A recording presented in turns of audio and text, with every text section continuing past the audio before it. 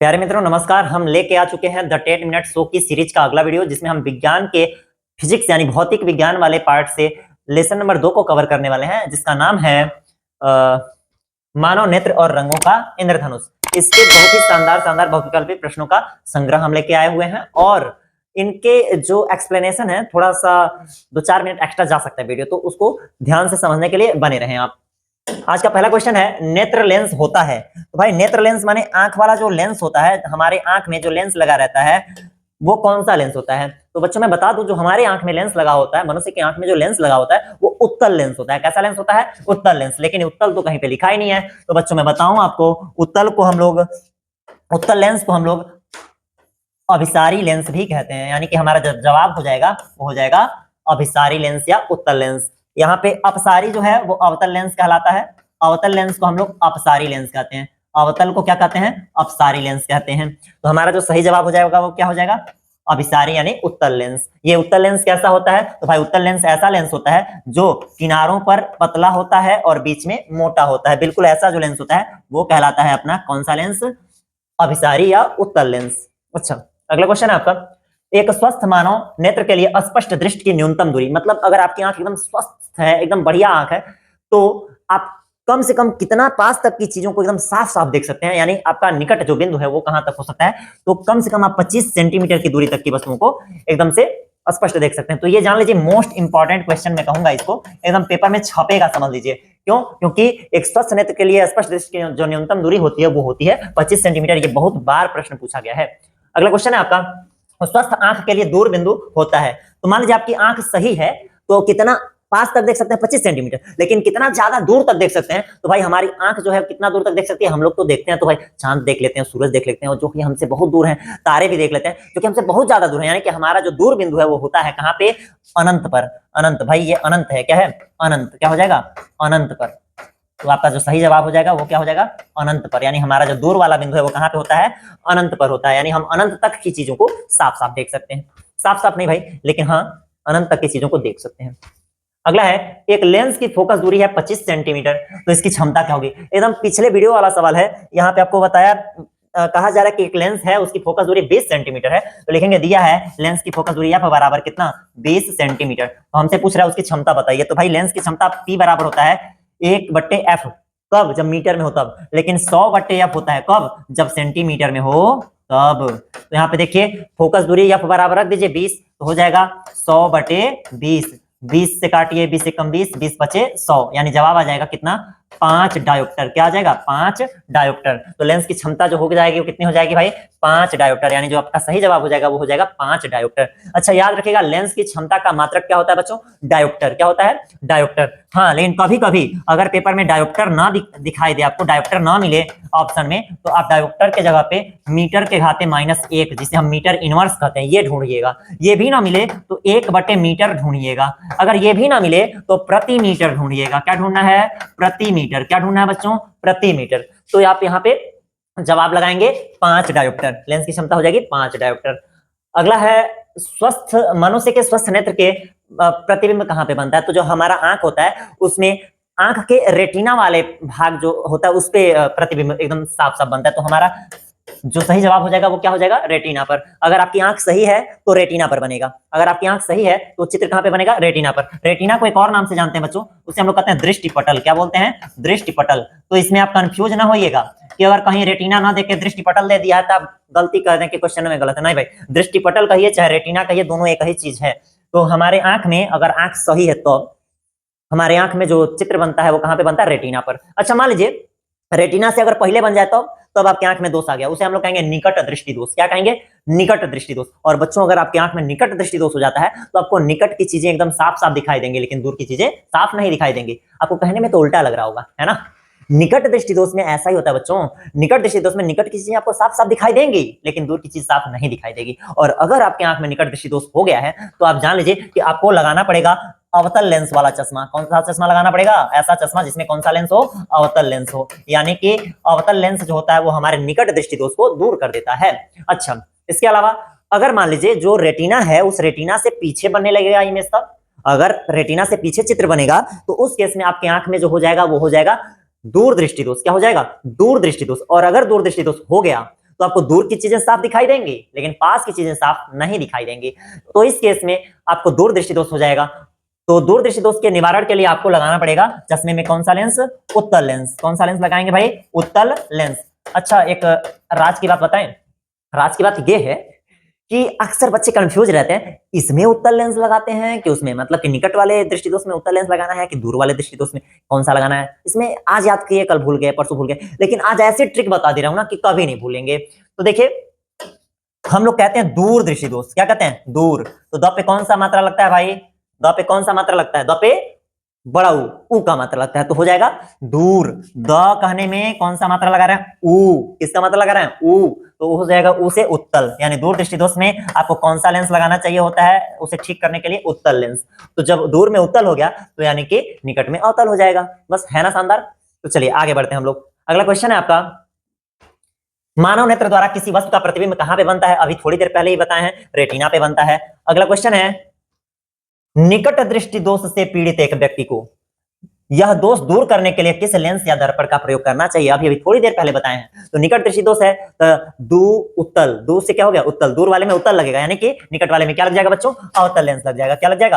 अवतल लेंस। अगला क्वेश्चन है आपका, दूर दृष्टि दोष से पीड़ित दू उत्तल, क्या हो जाएगा? उत्तल, यानी कि दूर दृष्टि दोष में उत्तल लेंस प्रयोग करते हैं हम लोग चश्मे में। अगला क्वेश्चन है, दूर दृष्टि दोष के निवारण के लिए क्या प्रयोग किया जाना चाहिए? तो भाई दूर दृष्टि दोष के निवारण के लिए उचित फोकस दूरी का आपको उत्तल लेंस प्रयोग करना है। अगला क्वेश्चन है आपका, दूर दृष्टि दोष के कारण प्रतिबिंब बनता है। तो अभी बताया है, जब दूर दृष्टि दोष होगा तो रेटिना के पीछे चित्र बनने लगता है, तो यानी कि रेटिना के पीछे हो जाएगा। अभी निकट होता तो रेटिना के पहले, यानी कि रेटिना से आगे चित्र बन जाता। अगला क्वेश्चन है, दूर दृष्टि दोष से पीड़ित मनुष्य का निकट बिंदु स्थित होता है। तो अगर मान लीजिए आपको दूर दृष्टि दोष हो जाए तो इसका मतलब दूर की चीजें आप साफ साफ देख ले रहे हैं, लेकिन निकट की चीजें जो है वो साफ साफ नहीं देख पा रहे हैं। तो उसका जो निकट वाला बिंदु होता है वो क्या होता है कि 25 सेमी से ज्यादा दूरी पर हो जाता है, यानी कि उसका शिफ्टिंग जो होता है 25 से ज्यादा दूरी पर हो जाता है। क्योंकि अगर साफ साफ दिखता तो 25 पे हो जाता, 25 सेंटीमीटर तो आप साफ साफ देख सकते हैं, लेकिन वही थोड़ा दूर शिफ्ट हो जाता है, यानी कि अपना जो सही जवाब हो जाएगा वो हो जाएगा 25 सेंटीमीटर से अधिक। अगला क्वेश्चन है आपका, दृश्य प्रकाश का तरंग दैर्ध्य, ये हो जाएगा तरंग दैर्ध्य परास होता है। तो भाई दृश्य प्रकाश जो होता है, दृश्य प्रकाश माने वो प्रकाश का वो हिस्सा जो हम देख पाते हैं, और प्रकाश का सब हिस्सा हम लोग नहीं देख पाते हैं, जैसे पराबैंगनी किरण वगैरह को हम लोग देख नहीं पाते हैं।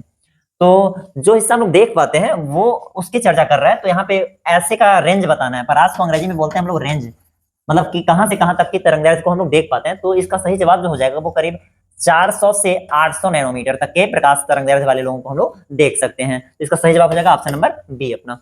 अगला क्वेश्चन है, जब श्वेत प्रकाश की किरण प्रिज्म से गुजरती है तो किस रंग की किरण के लिए सबसे अधिक विचलन होता है? तो जब एक बात ध्यान दीजिएगा, जो प्रिज्म होता है, प्रिज्म, उस प्रिज्म में से अगर श्वेत प्रकाश किरण यानी सूर्य के प्रकाश को अगर हम लोग गुजारें, अगर श्वेत प्रकाश किरण को गुजारें तो वो अपने 7 अवयवी रंगों में बढ़ जाती है। यानी श्वेत प्रकाश जो होता है उसमें जो 7 रंग होते हैं वो सातों रंग अपने आप में बिखर जाते हैं।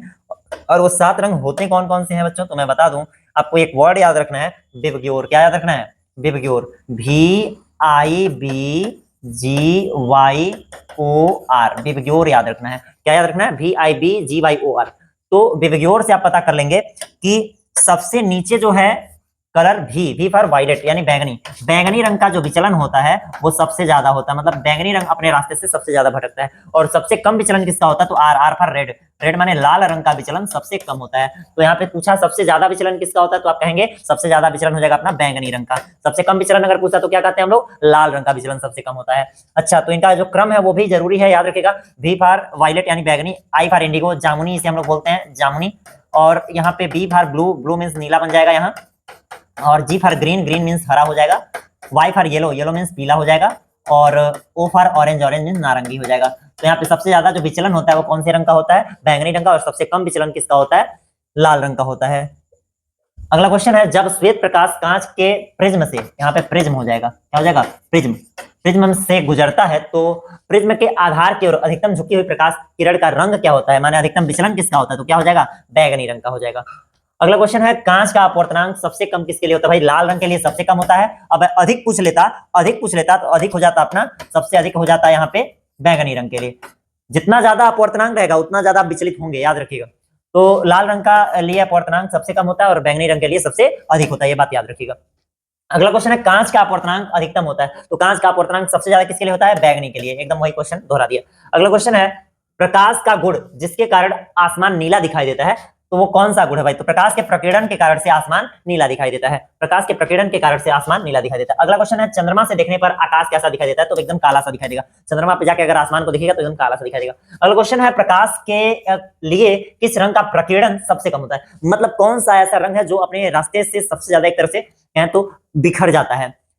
सबसे ज्यादा पूछ रहा है ना? नहीं, सबसे कम पूछ रहा है। सबसे कम किसका होता है? तो लाल रंग जो होता है सबसे कम बिखरता है अपने रास्ते से, और बैंगनी रंग सबसे ज्यादा। तो याद रखिएगा, लाल रंग का प्रकीर्णन सबसे कम हो जाता है और सबसे ज्यादा किसका होता है? तो बैंगनी रंग का। सबसे अधिक अगर पूछ लेता प्रकीर्णन हो जाता बैंगनी रंग का। यही कारण है कि लाल रंग हमें दूर से ही नजर आ जाता है, इसीलिए खतरे का निशान आप देखेंगे तो लाल रंग से बनाया जाता है। इसीलिए देखिए, जब सूर्य उगता है या सूर्य डूबता है उस समय देखिएगा सूरज का रंग लाल दिखाई देता है। कारण क्या है कि उस समय सूरज हमसे बहुत ज्यादा दूरी पर होता है, तो वहां से सारे रंग के प्रकाश आ नहीं पाते हैं, तो हमें बस लाल वाला जो भाग है वही आ पाता है, क्योंकि वो अपने रास्ते से सबसे कम भटकता है, तो वो पहुंच पाता है। इसलिए हमें सूरज डूबते समय और उगते समय दोनों समय कैसा दिखता है? लाल दिखता है। तो वैसे यहाँ पे जो जवाब हो जाएगा वो सबसे कम प्रकीर्णन किसका होता है? लाल रंग का होता है।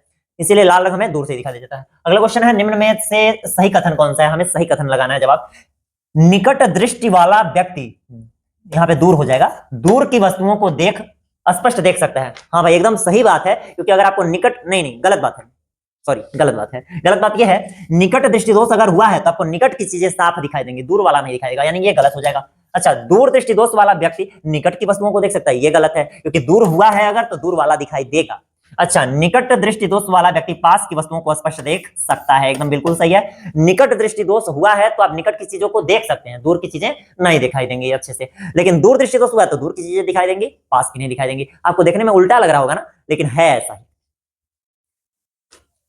स्वस्थ आंख के लिए अपना जो निकट बिंदु होता है वो कितना होता है? 25 सेंटीमीटर। अभी बताया भी है कि स्वस्थ नेत्र के लिए स्पष्ट दृष्टि की न्यूनतम दूरी होती है 25 सेंटीमीटर। अगला क्वेश्चन है सामान्य आंख के लिए दूर बिंदु। दूर बिंदु कहां पे होता है? अनंत पे। हम अधिक से अधिक कितना दूर तक देख सकते हैं? तो अनंत तक की चीजों को देख सकते हैं। अगला क्वेश्चन है एक व्यक्ति दूर स्थित वस्तुओं को स्पष्ट रूप से देखने में असमर्थ है, मतलब दूर की चीजें उसे साफ नहीं दिखाई दे रही है।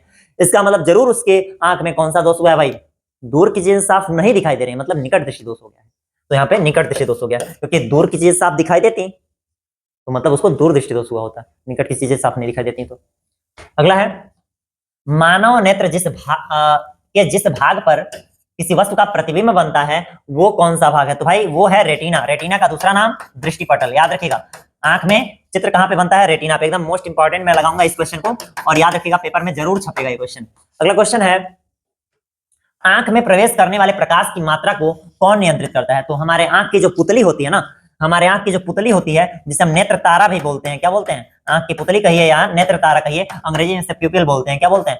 PUPIL। प्यूपिल जो होता है वो हमारे आंख में प्रवेश कर रहे प्रकाश की मात्रा को कंट्रोल कर लेता है। जब आप अंधेरे में जाइएगा तो ये अपने साइज को बढ़ा लेता है ताकि ज्यादा प्रकाश आए अंदर और हमें अंधेरे में दिखाई दे थोड़ा बड़ा। और अगर आप बाहर प्रकाश में जाइएगा तो आप ये अपने साइज को घटा लेता है, जिससे नियंत्रित मात्रा में ही प्रकाश प्रवेश कर पाए, जिससे आपकी आंख को, नहीं कहते हैं लाइट लग गया, लाइट लग गया इसका मतलब ये कि आंख में ज्यादा लाइट प्रवेश कर गया है, जितना कंट्रोल में जाना चाहिए था प्रकाश उतना गया नहीं। अगला है सूर्य श्वेत प्रतीत होता है, तो सूर्य सफेद सा कब दिखता है? जब दोपहर हो गया होता है, क्योंकि उगते समय और डूबते समय दोनों समय वो लाल दिखता है। तो यहाँ पे हो जाएगा दोपहर के समय, और इसका कारण ये भी है कहीं ना कहीं कि उस समय ये बहुत ही गर्म रहता है।